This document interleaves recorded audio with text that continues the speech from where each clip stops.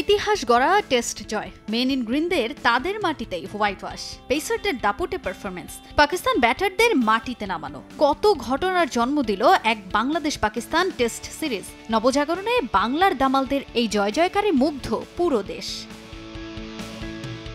পাকিস্তানের বিপক্ষে টেস্ট জয়ে বড় অবদান রেখেছেন টাইগার পেসাররা। রাওয়ালপিন্ডিতে প্রথম টেস্টে বল হাতে দুর্দান্ত খেলার পর দ্বিতীয় টেস্টে পাকিস্তান ব্যাটারদের নাকানি চুবানি খাইয়েছে নাহিদ রানা, হাসান মাহমুদরা। দ্বিতীয় টেস্টের দ্বিতীয় ইনিংসে পাকিস্তানের সবকটি উইকেটে তুলে নেন বাংলাদেশের তিন পেসার হাসান, নাহিদ রানা ও তাসকিন আহমেদ। পেসারদের এমন দাপুটে পারফরমেন্সের ভূয়সী প্রশংসা করেছেন সাবেক ওয়ানডে অধিনায়ক তামিম ইকবাল। ক্রিকেট ভিত্তিক ওয়েবসাইট ক্রিকইনফোতে দেয়া এক সাক্ষাৎকারে তামিম পাকিস্তানের বিপক্ষে টেস্ট জয়কে ইতিহাসের সেরা অর্জন বলছেন।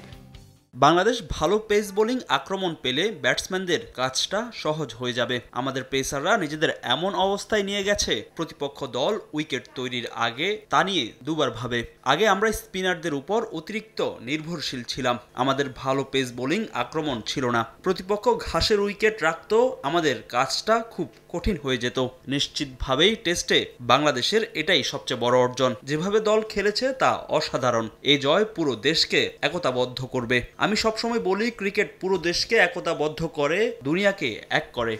ঐতিহাসিক টেস্ট জয়ে তামিম কৃতিত্ব দিয়েছেন টাইগারদের সাবেক দুই বোলিং কোচ ওটিস গিবসন ও অ্যালান ডোনাল্ডকে। পাশাপাশি স্থানীয় কোচদের অবদানও বড় করে দেখছেন তিনি। পাকিস্তান সফরের আগে ক্রিকেটাররা সিলেট ও চট্টগ্রামে দীর্ঘ 2.5 মাসের ক্যাম্প করেছেন, যেখানে স্থানীয় কোচদের অধীনে অনুশীলন করেন তারা।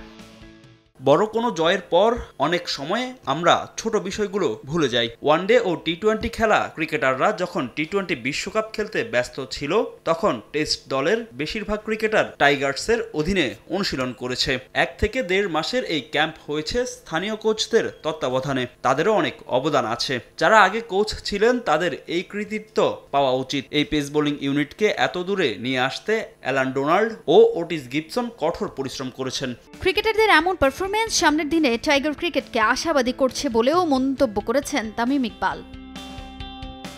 তাজিন খন্দকার, সময় সংবাদ।